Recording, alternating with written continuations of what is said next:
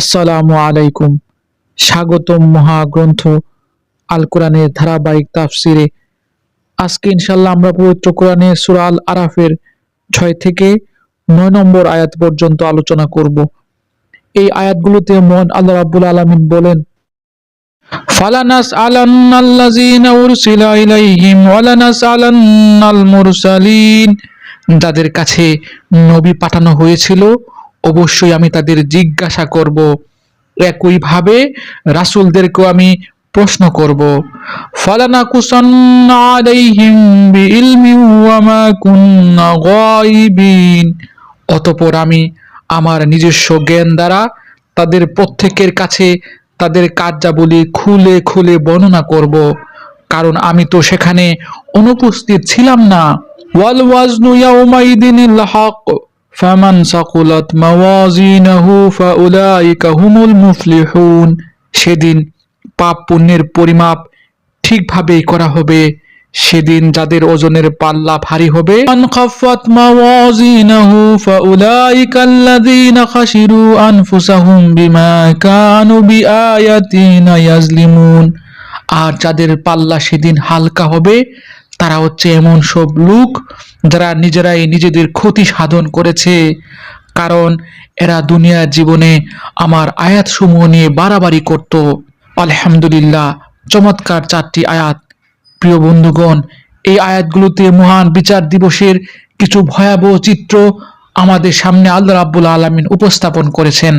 এই বিচার দিবসের প্রথম প্রেক্ষাপট হলো, আমরা দুনিয়াতে যা কিছু করি তার একটি কাজও আল্লাহর অগোচরে নেই।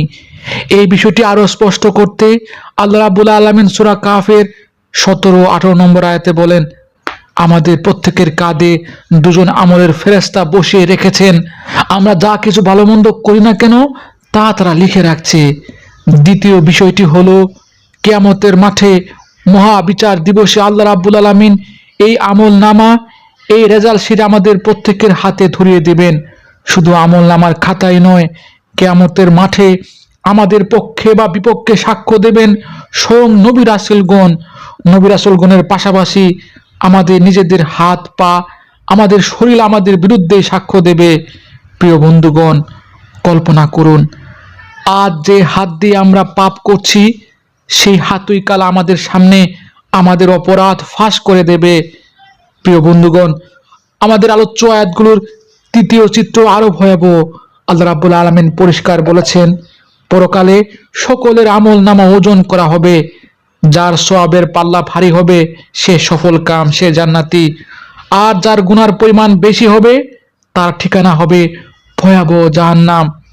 প্রিয় বন্ধুগণ, প্রশ্ন আসতে পারে, আমল নামা, আমল এগুলো তো অ্যাবস্ট্রাক্ট, এগুলো তো ধরা ছোঁয়া যায় না, তাহলে এই আমল নামা, এই সওয়াবের কাজ কিভাবে ওজন করা হবে?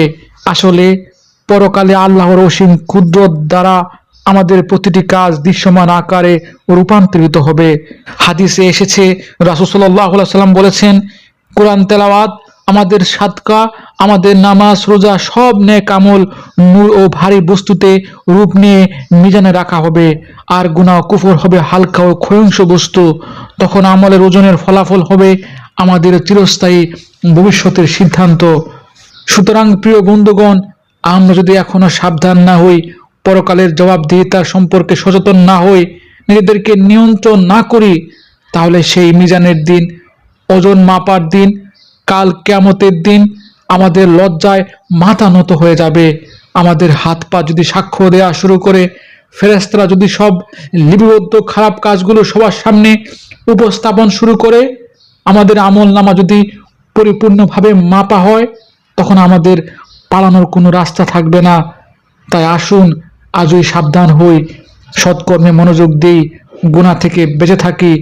কারণ সৎকর্ম, আমাদের ভালো কাজ, আমাদের নামাজ রোজা ইবাদত, এগুলো খুব দরকারি হবে কিয়ামতের মাঠে। এই সৎকর্মগুলো পারবে কিয়ামতের মাঠে আমাদের ওজনের পাল্লা ভারী করে জান্নাতে দাখিল করতে। প্রিয় বন্ধুগণ, আমাদের একটু ভাবতে হবে, কিয়ামতের মাঠে কোনো অজুহাত চলবে না, কোনো পালাবার সুযোগ থাকবে না, কোনো সুপারিশকারী থাকবে না। একমাত্র মুক্তির পথ থাকবে আমাদের আমল। আল্লাহ রাব্বুল আলামিন আমাকে সহ আপনাদের সবাইকেই বেশি বেশি দুনিয়ার জীবনে সৎকর্ম করার তৌফিক দান করুন। এই প্রত্যাশা এখানে শেষ করছি। ধন্যবাদ।